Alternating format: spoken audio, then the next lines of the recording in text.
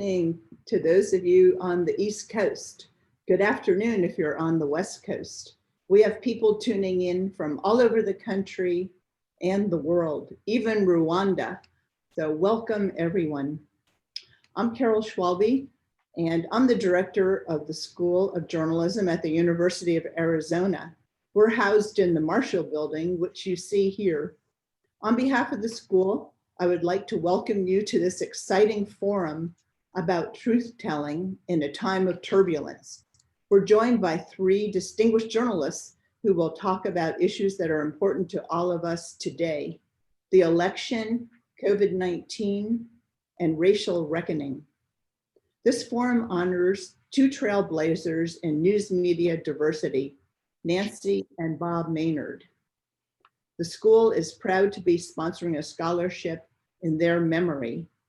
The scholarship was the idea of one of our professors, Dr. Linda Lumsden, and we thank her for her inspiration.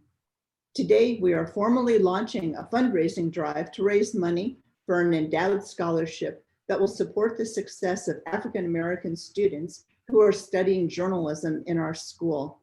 You can donate to this scholarship by going directly to the URL shown at the bottom of the screen. We'll be posting the URL periodically during the program. This is an opportunity to help the School of Journalism train more students of color to work in newsrooms around the country. You can also contribute to this scholarship in several other ways. One is by going to the school website, journalism.arizona.edu, and clicking on the red donate button in the top right of the page. Another way you can contribute to this scholarship is by clicking on the URL in the chat window. To open the chat window, hover over the bottom of your screen and click on the word chat. A window will open and you'll see the URL there.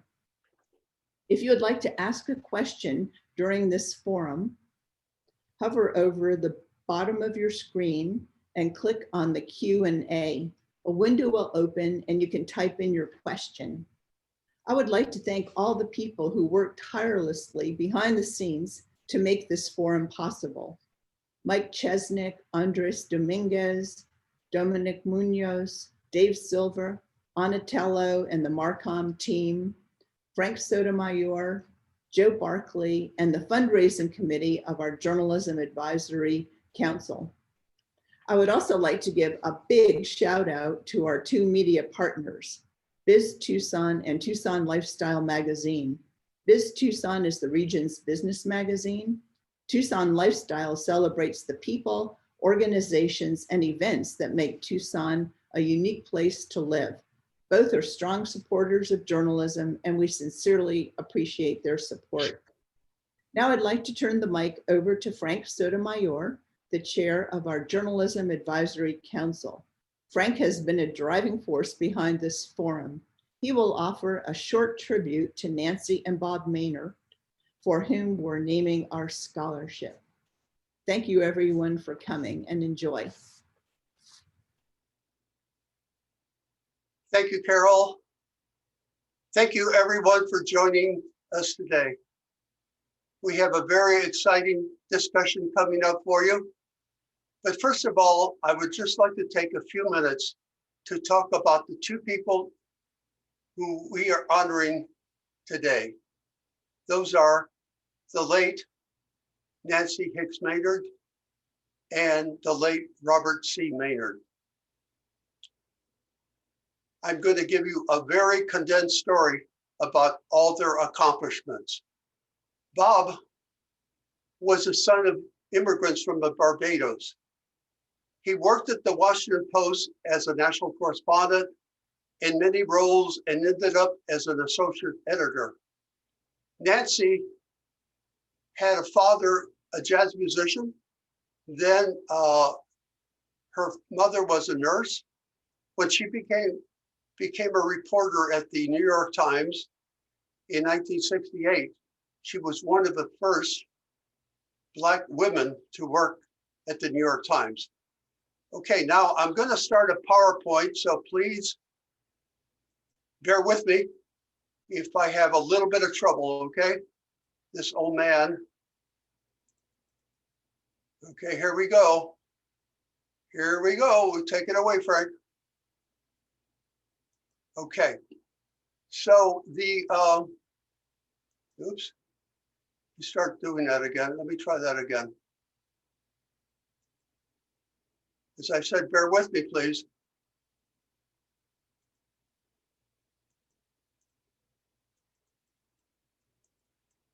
Okay, in 1974, Bob started teaching at Columbia University in a training program for minority journalists.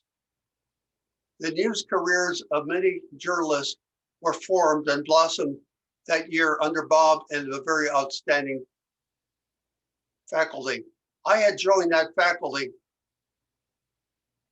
that year after I had received a recommendation from Professor Don Carson. It was also the summer in which Nancy and Bob first started dating.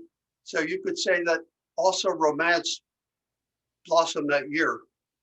Fred Friendly had started the program at Columbia to get journalists of color into the field. But by the end of the 74 program, he and Columbia ended it. At the time, only 1% of US newspaper journals were people of color. Women were a very small fraction of that 1%. We kept hearing editors say they could not find qualified people of color for reporter jobs. Well, maybe they just weren't looking for them. So that was BS, but in any case, we decided we would train the journalists of color. We relocated to UC Berkeley, and in 1976, we held the first summer program for minority journalists, the first of 14 years at Berkeley. After that program in 1977, Bob and Nancy did something extraordinary and very risky. Nancy quit her job at the New York Times and Bob left the Washington Post. They decided to devote their full time and energy to building media diversity. Bob and Nancy were clearly the early leaders in building diversity across the country, but what they did was not done alone. Here's a 76 program. And in 1977, we incorporated as the Institute for Journalism Education, or IJE. It was a very multiracial and diverse board. Not long after that, Nancy showed very much that she was a visionary in diversity. She confronted the nation's top editors directly about their failure to integrate newsrooms. She and Bob, Roy Aarons, and others persuaded the American Society of Newspaper Editors, that is ASNE, to approve the year 2000 parity goal. That goal was not reached, unfortunately, but it did spur editors to begin to build diversity in their newsroom. The broadcast industry also took note, and they passed on their own version of a diversity goal. Around this time, for the first time, the issue of media diversity was being discussed on national television. Not only were Bob and Nancy advocates for media diversity, they were among the first people in the whole country to speak about diversity in any field.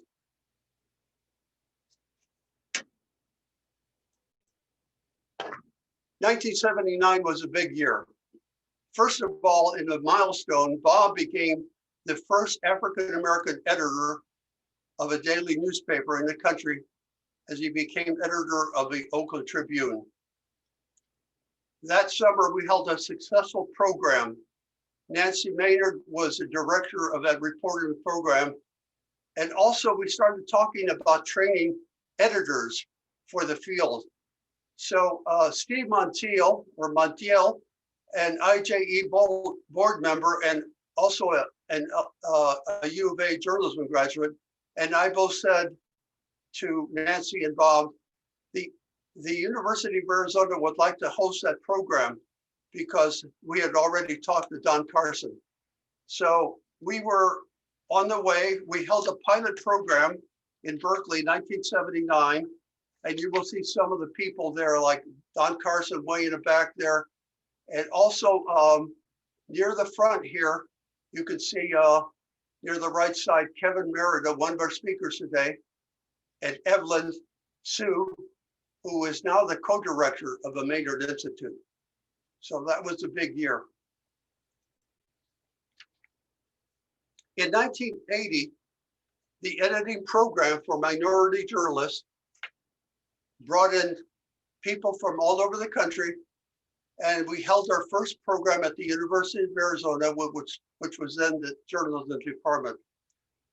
The program operated there for 20 years. We brought in outstanding faculty from around the country, and from that program came editors, columnists, like one of today's speakers, Mary Curtis, a number of publishers also.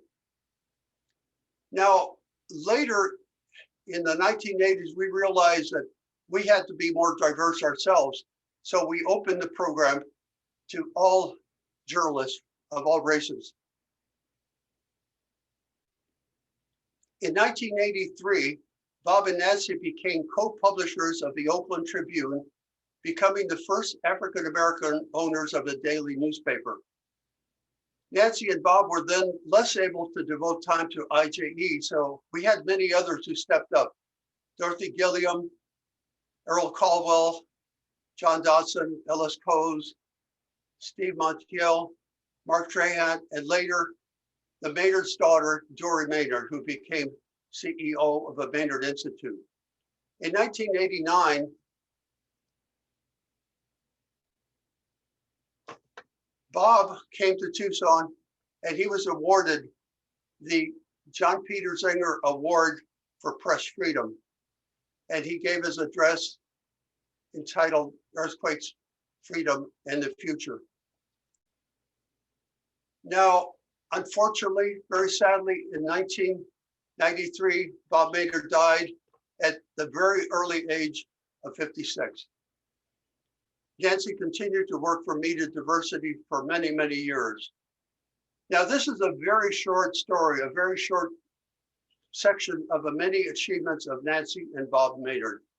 It's safe to say Nancy and Bob left a large and very important legacy in the history of American journalism.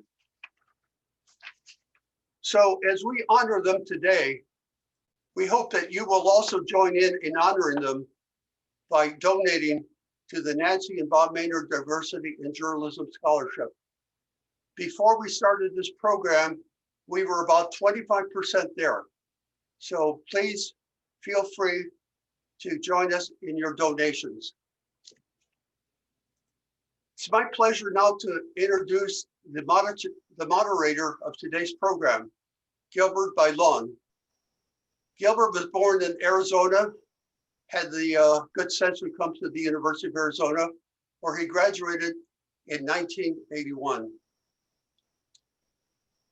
After working at a couple of other newspapers, he went to the Dallas Morning News, and he worked his way up from a reporter to become the executive editor at the Dallas Morning News from 1986 to 2007. And while there, he also founded the Spanish language newspaper Al Dia. He moved to the St. Louis Post-Dispatch as editorial page editor in 2007. And since 2014, he has been the editor-in-chief of the Post-Dispatch in St. Louis. This Post-Dispatch under his watch has won the Pulitzer in 2019 for breaking news photography, in 2014 also. He was right in the middle of the issues that were raised by the shooting, the fatal shooting of Michael Brown in Ferguson, Missouri, close to St. Louis. So I hope, Gilbert, that you will tell us a little bit about the challenges and the things that you learned from that experience. Because of the way that he and the newspaper had handled that coverage, Gilbert was named Editor of the Year, the Benjamin C. Bradley Editor of the Year Award, awarded by the National Press Association in 2014. So it is my pleasure now to introduce to you Gilbert Bailon. Take it away, Gilbert. Thank you, Frank. First, what I want to do is introduce our panelists, and they're going to give some brief remarks, and then we're going to go to some Q&A. So we want you to be involved with this. I will first introduce Mary C. Curtis, who is a columnist at Roll Call. She's an award-winning journalist and educator based in Charlotte, North Carolina, and Washington, D.C. She's a host of the CQ Roll Call podcast, Equal Time with Mary C. Curtis. She has contributed to NBC News, NPR, The Washington Post, The Root, ESPN's The Undefeated, and talks politics on WCCB TV and NPR affiliate WFAE in Charlotte. Curtis has worked at the New York Times, the Charlotte Observer, the Baltimore Sun, and the Associated Press. She was also a national correspondent for AOL's Politics Daily. Her coverage specialty is the intersection of politics, culture, and race. And she has covered the presidential campaigns in 2008, 12, 16, and right now in 2020. Curtis is a senior leader with the Op-Ed Project, facilitating Right to Change the World seminars at Yale University, Cornell University, and the Ford Foundation, and at the Aspen New Voices Fellowship in Johannesburg, South Africa. Curtis was a Nieman Fellow at Harvard and a Kiplinger Fellow in Social Media at Ohio State. You can find her vast work at maryccurtis.com. Thank you, Mary. And let me introduce Kevin, and then we'll let them each have some opening remarks. Kevin Merida is Senior Vice President at ESPN and Editor-in-Chief of The Undefeated, a multimedia platform that explores the intersections of race, sports, and culture. And those are intersecting right now. During his time at ESPN, Merida has overseen the investigative news enterprise unit and the television shows Outside the Lines and East 60. Before coming to ESPN in 2015, Merida spent 22 years at the Washington Post, where he was a congressional correspondent, national political reporter, feature writer, magazine columnist, national editor, and then managing editor. He is co-author of Supreme Discomfort, The Divided Soul of Clarence Thomas, and Obama, The Historic Campaign in Photographs.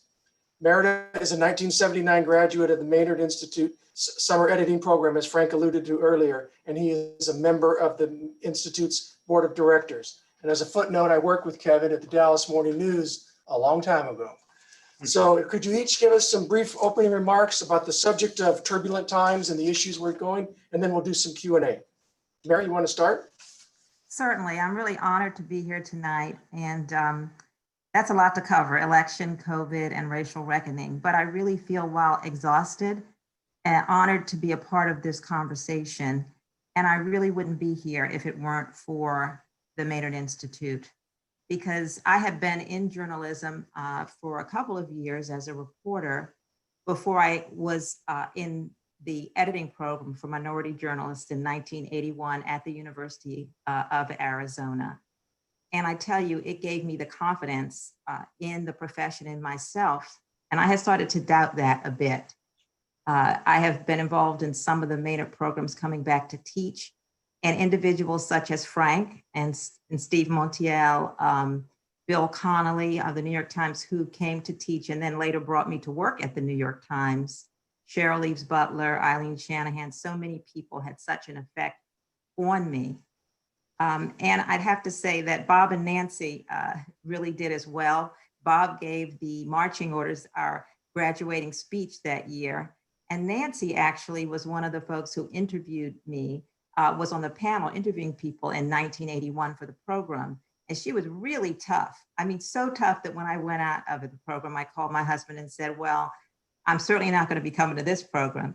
And later I asked her about it, and she said, I was really tough on you because I thought you were good and I thought you were smart, and I really wanted to push you. You know, I had been involved in journalism of being an observer when I was a child, and my three eldest siblings were involved in the civil rights movement. And though I was really quite young and didn't quite understand what was going on as my brother got arrested and things like that. They used to plan their meetings and so forth in our home. And I knew that it was history, and I became that professional observer, which is what journalism is. And I pursued it in high school and college in my professional career. But I hit a bit of a road because I was from West Baltimore, and I was recruited by different organizations for my background and told to come there and bring my authentic self to these organizations. But often when I got there, some of that authentic self was used as a detriment, that perhaps in a world that, as Frank pointed out with the numbers, was white and male for the most part, and that was the default. And there were also certain kinds of educations and backgrounds. And I felt that somehow maybe I didn't belong. And that summer in Tucson really was so amazing to me to meet so many journalists of color, so many people like Nancy who did push me, professionals from the best news organizations in the country. And they were mentors, and they've stayed mentors and advisors throughout my career.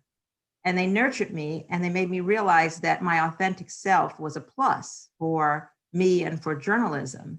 And it returned me to that passion that drove me in the first place. It also exposed me, an East Coast girl, to a whole different culture and community and different kinds of people that were so important to my development and prepared me for what was to come. And even when the business changed and I had to get to different models, the resilience and the support I had gotten from there kept me going. And at this moment in history, it's really been a vindication, as voices like this are as important as ever.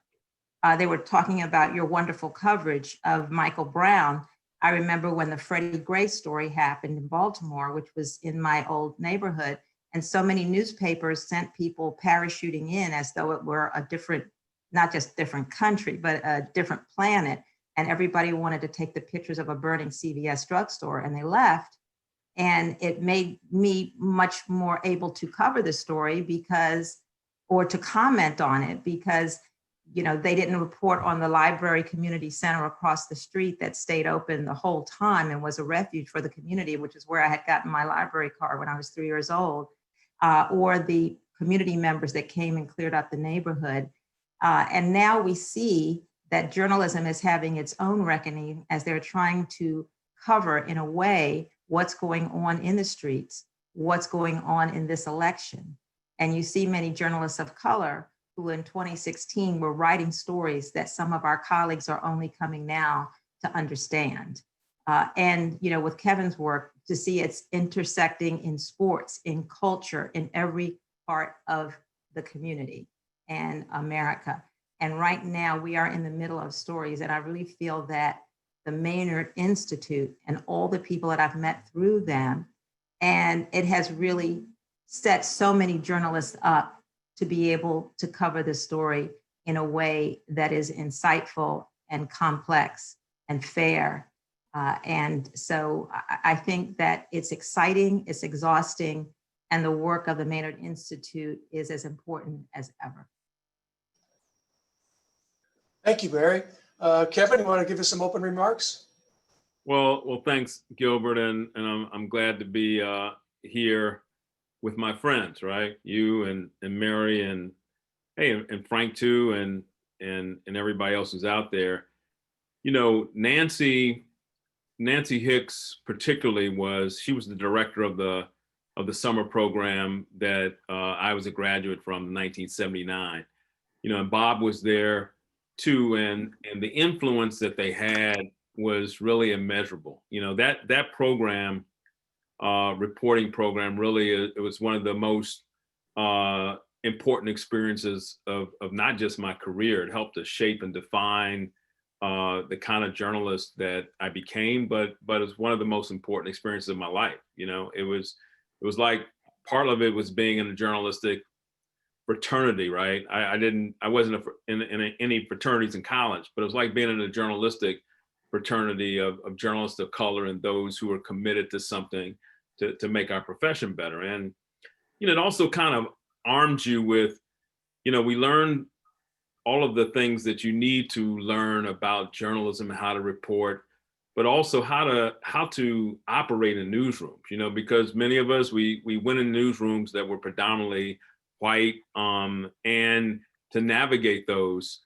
spaces was really challenging, but it gave you a kind of confidence, and it was really important, you know, and a kind of solidarity. My first job was the Milwaukee Journal Sentinel, and you know, from that point on and throughout my career, you know, I felt like certain obligation and the same kind of determination that Frank and Earl Caldwell and all the people who joined Nancy and Bob on this mission to make our profession more like, you know, more representative of the nation. I felt like that was my calling too.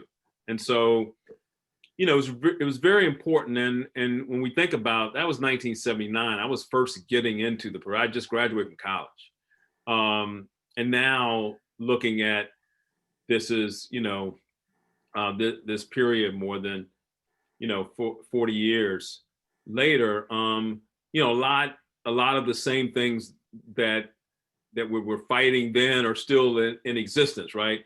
You know, we've had a lot of progress.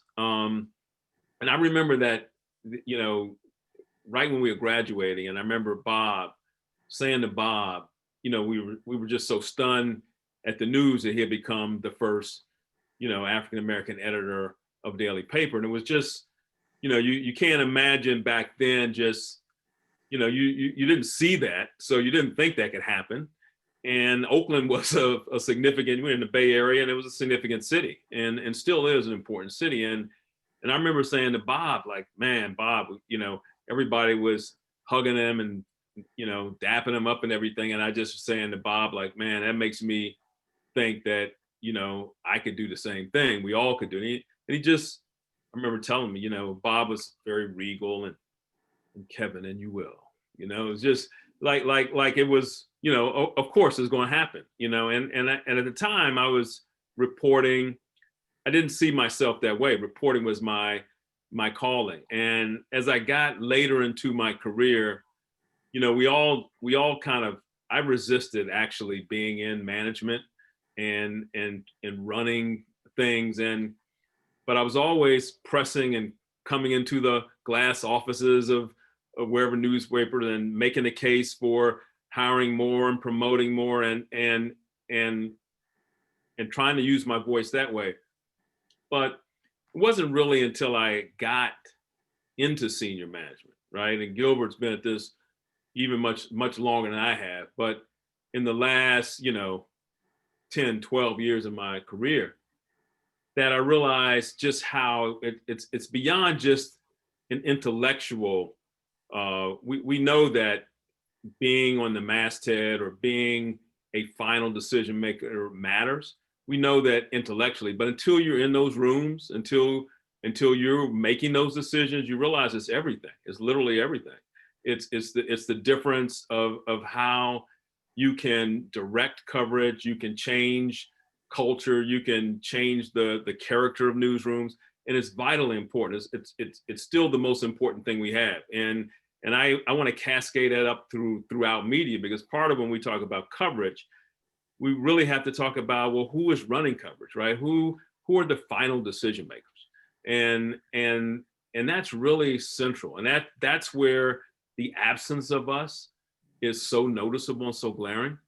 And we have to make more of us, you know, and in the very upper reaches. I think the coverage, as we've looked at this time, it's been forced on us, right? Like, you know, in much the same as other social movements, and I want to speak specifically of the unrest and the young people out in the streets. It mirrors the same kind of unrest than the young people out in the streets during John Lewis's time, who just passed, and they were going, you know, about it in a way to get America's attention, and I think that it has worked, right? It has worked in so many levels, because now these conversations have extended beyond just the coverage of policing and death, but into what is the nature of racial justice, fairness, equity, in all specters of life, right? Whether that's in the sports industry, you know, in media, companies themselves, in every place that exists, we're having these really hard, difficult conversations. And that's, to me, where the coverage really has to go. You know, it has to go into what's going on inside the places that really run this country, you know, and we have to continue, I think, from a media standpoint, to really to look inside the fabric of this country. And so, you know, I'll stop there, and eager for the questions and to continue the discussion. Thank you, Kevin. Make a couple observations and we'll go back to the Q&A. A couple points I want to make. Back in the early 80s, I was part of a program called Cap City's ABC. They had a training program. It was postgraduate where they would send minority journalists to different newspapers. I worked in Fort Worth at the Kansas City Star. The reason I'm bringing that up, because that was a long time ago, but what was happening back then was that there were a lot of job fairs. I went to LA and I met the people to recruit me into business. I would not have had that opportunity had that job fair not existed. I had other opportunities to work at other places. So I'm making a commercial here for our industry to hear and say, we need paid internship programs. We need management training like IJE, and we need more job fairs. We need ways for people to connect.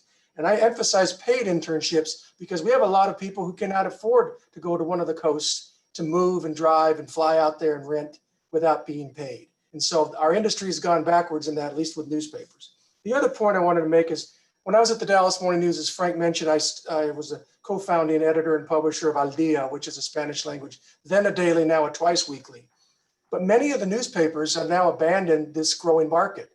They've cut back where there's no longer special publications or online opportunities like there used to be, even in huge markets with huge populations. There's 61 million Latinos in the country, and we have many who speak Spanish. Some are bilingual, some are English speaking. But that is an opportunity for media to connect with the fastest growing part of our country. Our business is not doing a great job with that. There's a lot of ethnic media that's doing and thriving, but it also means that a lot of people in the mainstream society aren't part of that. So I'd like to throw that out there. I also wanted to mention that I was I was on the Maynard board as well. So we all have a Maynard connection, and remind you that tonight we're trying to raise money for a scholarship. So you'll see that in your bar there, how to donate. So let me go to the first question. And Mary and Kevin, you can take it how you want to do it. Many journalists have become more assertive recently since the killing of George Floyd and the nationwide protests. National Public Radio, Washington Post, New York Times, Los Angeles Times, San Antonio Express News, among others, we've seen their newsrooms speak out. Hundreds of newspapers in Gannett have published their newsroom diversity numbers and pledged to improve. So here's the question. What is this moment of reckoning and unfolding in the media industry? Why is this happening now, and how do you view it from your many years in the business? Whoever wants to take that. I'll defer to Mary. Go ahead, Mary. Well, as Kevin said earlier, it's almost as though they have to, and it was a necessity, as you were saying, how many communities pulled back on coverage of communities just at the moment when we needed to understand diverse communities, both in our own communities and globally. And so many places pulled back on it.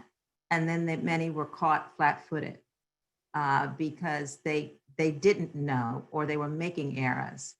And I feel that it's a good thing, but at the same time, it was about time. And it was because it is a necessity.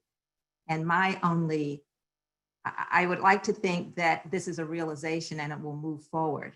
And it's not just something that will be passing, or, because maybe something will happen and they'll say, well, we don't need to do this. And also to flip back to something Kevin said, the whole point is that decision makers who are making the decisions as far as hiring and, to listening to folks who are pitching stories that before people would say, well, people aren't interested in these stories, but now they are listening. So I have hope. And also you do see some folks getting dinged because whether it's a Me Too or because of race, people are being exposed who have not been sensitive to these issues. And now there is a price to pay because of that. And I think, as Kevin said, it's a bottom up thing. It's because people are in the streets making these points that people have to react to it. But I hope that they will see that it is not only good for journalism, it's good, I mean, it's good for business, but it's good for journalism. And it really is going back to fulfilling what should be the mission of every journalist. Kevin? Yeah, look, I would just add, only add that a lot of why it's happening now, and I want to give, props to the young journalists coming up. The journalists, there's a whole generation of journalists who've grown up in the digital era, and they're every bit as good. The talent out there that I see, I run a platform, The Undefeated, that started as a digital platform, but we do all kinds of things beyond that. But yeah, the journalists are really strong, and they're pressing on these companies and these media outlets, and you're seeing that in places inside all across the country. And I imagine a lot they're young Bob Maynards and young Nancy Hickses, and they're pressing, and I applaud them for it. Yeah. Also, it's a lot of competition. So many people. I know some of the young, particularly women. I mainly mentor women of color, but they're starting their own things, their own sites.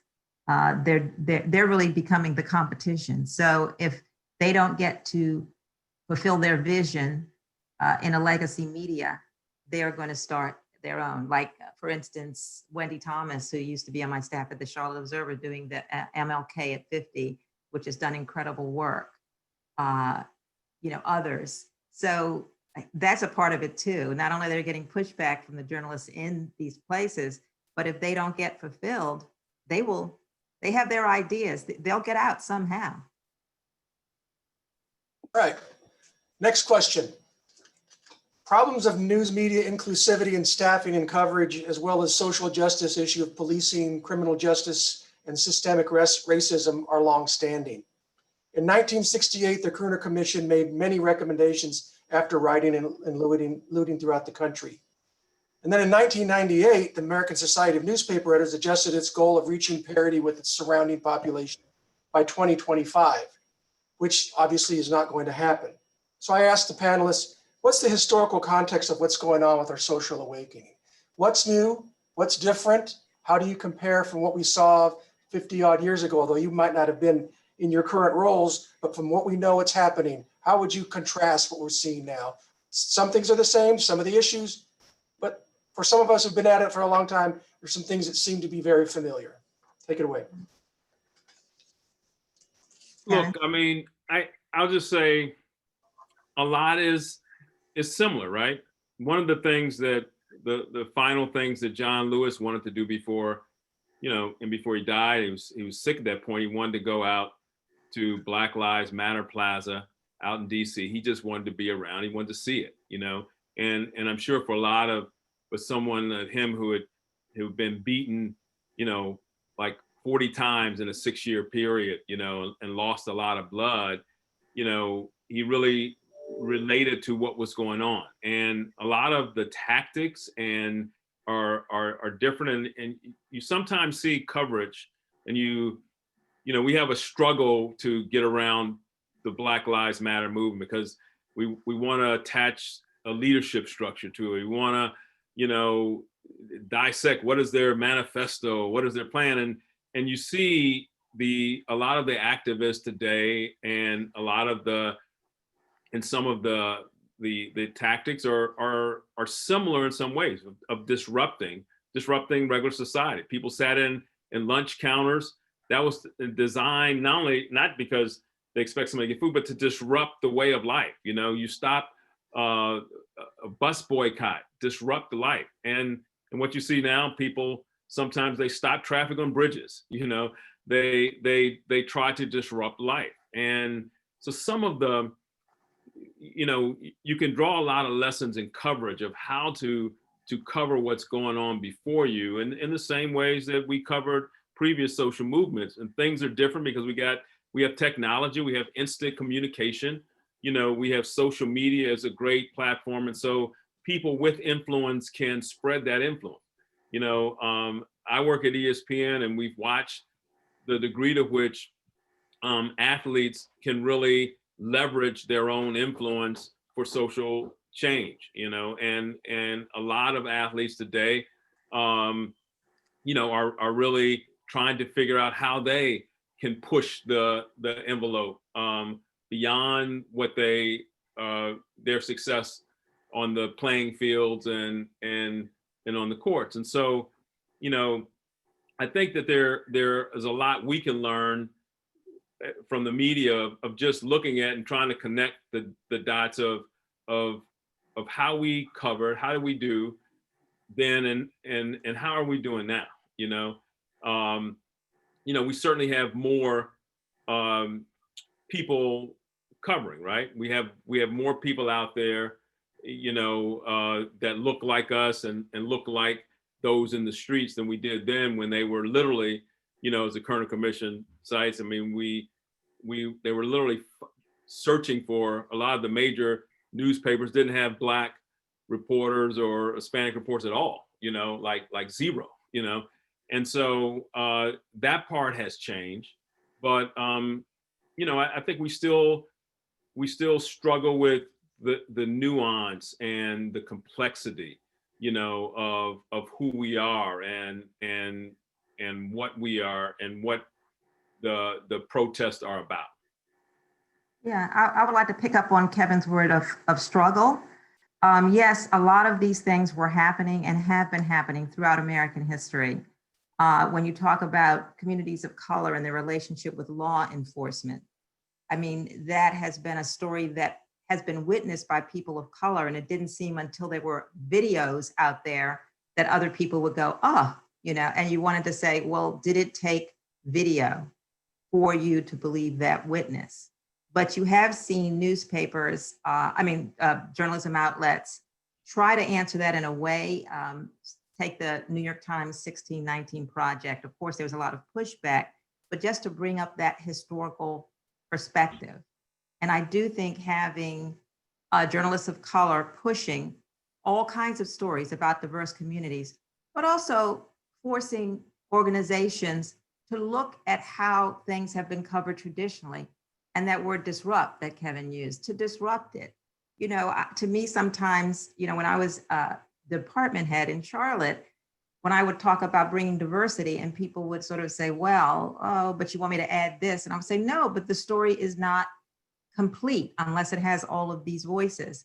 And you see journalists still fall into sometimes words like using working class or rural voter when they're talking about white folks, where you have to call them and say, they are Black rural people. The majority of working class people in the country are Black and brown. And you saw that after the Trump won in 2016, to get a little bit into politics, it became a cliche, let's go into a diner in Iowa and talk to somebody about economic anxiety, the Trump voter, and not enough stories about people that the policies of the administration would affect in some way, whether it was a social service story or a criminal justice story or an environmental story. And I think we still have a ways to go on that, but you do have people pushing it. So in that way, the coverage is somewhat disruptive. So in '68, when there were no journalists of color and they would plop a journalist of color in a newsroom, but then that person had to assimilate into whatever that culture was. And you would go in and bring up these questions. And many of the white male managers would look at you because it wasn't their experience. And the default was their experience. And so you do see that changing, but I still think that it is a struggle and you can see it, but at least people are listening and considering these stories and considering the nuance, as Kevin said, the nuance of looking at America and looking at these stories and realizing that we still have a lot of work to do. Thank you, Mary. Let's turn to the pandemic for a moment. People of color are disproportionately dying and affected by COVID-19. I think many are aware, as more than 210,000 Americans have died. Also, the economic pain is affecting people of color with the layoffs and furloughs at a much greater proportion than the rest of the society. How do you see that story being told across the media? Has that sunk into America? Maybe it is now with some other people getting it. What's your view of how the media has handled the diverse issue of the pandemic?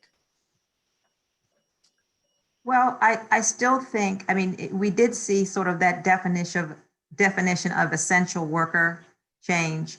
The people that so often have been, you know, sort of the Ralph Ellison, you know, reference of invisible but not invisible, that keep the country going, the bus drivers, the people delivering food, all of these things.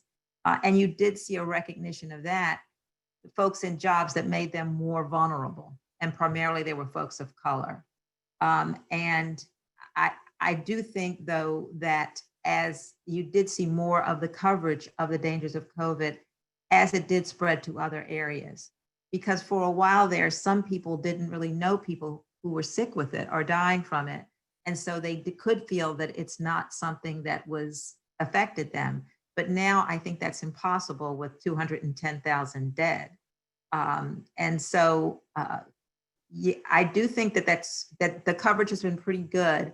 And what journalists could do better would be making the connections. Why is that? Why do so many people of color have the comorbidities that make them especially vulnerable, or the jobs that make them vulnerable? What does it have to do with the healthcare systems in this country, with environmental racism and folks being in communities where they have asthma and things like that? So I think that's what we could do better in a way, is to not just state more people are affected if they're Black and brown, more people's jobs are affected if they're minorities, but why is this so?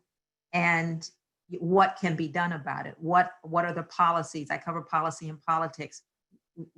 What are the policies that can affect this, and why every American has a stake in what happens to every other American?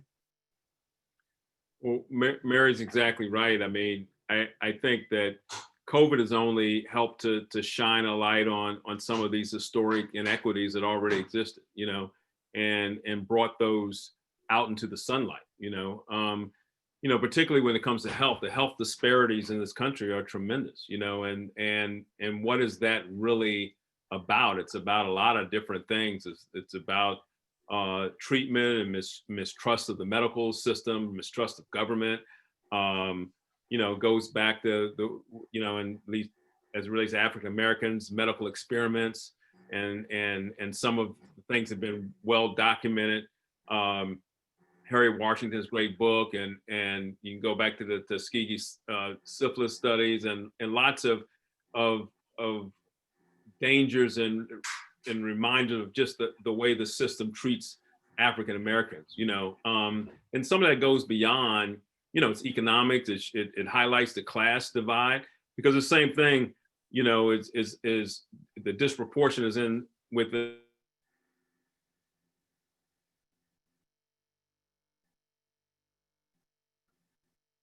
in the Hispanic communities too. I mean, it's important impact in terms of who has access to the medicines and testing. As this has gone on, there has been a lot that has been exposed of just some of the inequities in the broader society. Yeah, and this has to go with the educational system as well. I saw a report on Native American communities and some places where they don't have electricity. So how are the children keeping up with school? And it was a wrenching report. Some people don't have computers, but some of them really don't have access. And we've seen also how some communities can get together and have these little educational pods where other people don't have the digital divide as well. So, you have kids going to the McDonald's trying to get some Wi-Fi to do their homework, and it's only going to exacerbate, as Kevin said, inequities that already are present in our society, historical inequities. And then we're going to wonder, why are the kids falling behind? So yeah, it's a window into just the vast gulf. And will America and Americans have the will to take the opportunity to try to do something about it? Let me take a question here from our chat room here. What are your thoughts on evolving concept of objectivity and inclusivity into one of accuracy, in which journalists finally recognize that objectivity has its own point of view, parentheses, this is a question, parentheses, white male, middle upper class, and that accuracy requires a full picture in covering a community. So this issue of objectivity, this is part of the truth telling. What's your view? A lot of us grew up thinking that we needed to be objective. Is that now something we should be thinking about, Mary and Kevin? Well, I think that's something, as a columnist, of course, I can say my opinion, although I do reported commentary. So I really like to have a basis of it. But, everybody, when I worked at the New York Times, and everybody thought they were liberal and whatever. But when you walk in there, you bring your background to it, no matter what the background is. And so I do think that that's something that's sometimes used to keep people from being, as I said in my intro, their authentic selves and bringing insight into a story. Say, for instance, in some traditional stories sometimes that are supposedly objective stories about people who work for the city, the post office or whatever, or the welfare office, the social security office, there's a sense of people, government workers, they don't work very hard or that kind of thing that would creep into so-called objective stories. And I think that's probably because a lot of people who wrote those kinds of stories didn't have people in their family who worked at the post office or worked those kinds of jobs. And we know a lot of African Americans worked a lot of government jobs because private industry was so discriminatory. They couldn't break into those kinds of jobs. And so that's just one example where how a story is framed in a supposedly objective way isn't really objective. Everything's subjective in a sense. So I just think that obviously you want the facts and you want people to report in a complex and fair way, but the way it has been defined is also going to be from a particular point of view. And as long as people are aware of that, they can realize where they are coming from. But traditionally in journalism, it has been coming from one particular side, and that has been what is defined as objective. So I certainly believe in fair reporting and being objective, but everybody is going to bring background, thoughts, experiences to how they report. And also it has to do with getting a variety of sources in a story, getting, as I said, so many stories that came out, supposedly objective stories, quoted experts, quoted the leaders and the people who headed different departments and different organizations, as opposed to the people who work there, as opposed to the people who were affected by those policies. So yeah, it's what do you think, Kevin? Well, look, I think journalism has many dimensions to it, right? I mean, Mary is a tremendous, one of the best columnists, in the country. And so she makes her living that way, thinking of opinion. We have essays, which get to perspective and how you think, and we have investigative work. We obviously have news that must be covered and broken. We have analytical pieces, explanatory. Journalism can't be put in a box, right? We have a lot of different kind of work, and now we have social content creation. We tell stories in many ways. Through memes, we tell stories. And so I just think that it's too simple to just have a declarative thing about objectivity, which is always a fraught word, right? Because we're all bringing who we are when we start the story. When you start and you go down the street, you bring where you grew up, whether you go to church or not, your gender, your race, you bring so many. We're all made up of multiple identities, whether we like sports, what we do for hobbies, whether we grew up with single parents, all kinds of things. And so that's the case for diversity, actually. That's the whole case for it, is that you need some of all of us. And in the case of ethnic and racial diversity, we haven't had enough of that. Let's say that. So So we're bringing that. And so to me, that's not really the right question. To me, it's about, I like other words like rigor. You know, I like that word. Rigor is something, are we interrogating the story? Are we taking stories and turning them upside down and looking for the complexity and going down the right rabbit holes and getting at parts of the truth, right? And are we afraid to tell that truth and highlight it? And so I just think, you know, this is a really complex profession we have. And when it's done really well, to me, the most important thing to do is really, you know, to do it with rigor and do the profession with diversity. Because we need some of all that. You know, we definitely need voices. We need people to take an idea and bring their perspective to it, because that's important to open up new ideas and have commentary. And we need people to, when it comes to news, to really chase the facts hard and not just some of the facts, you know, but all of the facts. Yeah, a lot is who do you interview? Who do you choose to interview? Who do you choose not to interview? We can just look in the area of reporting on the police and criminal justice in that area. So for so long, the objective story was the boilerplate. You know, there was an officer involved shooting. But what does that mean? You know, did somebody shoot somebody? And saying, and I think people's eyes were open, say, in the case in North Charleston, where the police officer shot Slager shot Mr. Scott in the back, and everybody was reporting because they took the police report as facts. And as Kevin said, do they have the rigor to look into it? And then the tape came out and it turned out that that wasn't the truth at all. So you have to interrogate always, because even, you know, people who just take the word of the official statement, that may not be the truth at all unless you investigate and interrogate. We have some really good questions from the panelists. We have time for one more. This is a good one from my friend and mentor, Felix Gutierrez. In today's world, what would Bob and Nancy Maynard be urging others to advocate and accomplish in today's media and society? Channel what you learned from them. What do you think their message would be to journalists as well as society as a whole?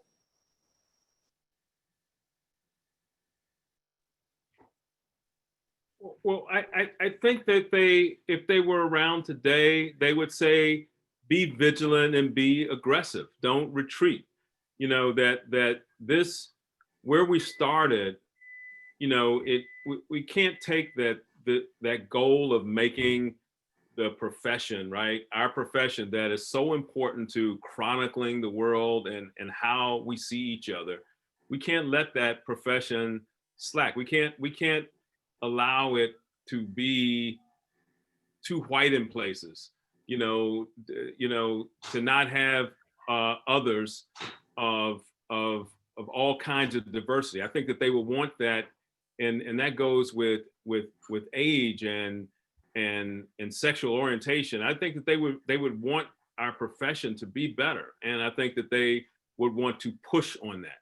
I think they would be constantly figuring out, you know, because they were strategists, you know, they would constantly be figuring out how can we get the attention? How can we grab the industry by the lapels? You know, we are having a moment, but I do think there have been times when we've been complacent about it. You know, we think, we've given up, or saying, it's not going to happen, or wow, there are downturns in the industry, and there are budget cuts. So let's put this cause over here, you know, because we're cutting, and they would say, no, you know, that's not this to make our profession what it should be broadly in the industry. That leapfrogs over every other thing to make it a central value. And I think that they, you know, I think they would be very aggressive and assertive about, you know, let's improve this country. Bob and Nancy, one thing that I really got from them is they really pushed, as I said, when Nancy said, I pushed you because I thought you were good and I wanted you to be excellent. That was their thing, the gold standard, excellence. Do not take the easy way out. And as Kevin said, there is always a way. They built that newsroom in Oakland with journalists of color, incredible journalists doing excellent work, and showed how it was done. And they had people of all ages as well. You know, as the news business changes, I've gone sometimes to people a lot younger we exchange information. I give something, they are giving me insights. And I think that they would be excited by what is going on now, by the ways in which journalists of every race, of all ages, are being excellent and being innovative. And they would be learning and they would be teaching. And they would be cheering us all on right now. Okay, I just learned that we have time for one more question. So let's go to the election. What part of our turbulent times? Ooh. Truth-telling has never been harder in this election cycle. We have a very polarized society. Americans can't even agree on basic facts. They're not watching and reading the same media. How has that disconnect affected people of color and shaped the presidential election narrative that we see in the media? Well, you know, from covering all this, that is a problem. You can take a look at my email and see that where so many people really don't even, as you say, go to different, they're in their own silos. And many people who will send me something and it's obvious they haven't even read what I've written or watched what I've said on the television or radio or heard what I said. They just see my face and think they know who I am and what I'm about as a Black woman. But I think that makes our jobs tougher and more important. We need to make sure that we get all the information out and we give people background and perspective. You know, like I was saying in 2016, when so many journalists that I was working on with the election, they got caught up in some of the rallies and they kind of said it was fun to cover Trump. And which it was different, I'll give you that. But this is while he was calling for violence against people who were protesting his rallies. He was, you know, he had the whole background of who was he in New York? He was someone who had discriminated and he had been sued for discriminating in housing, the ad for the Central Park Five, all of that.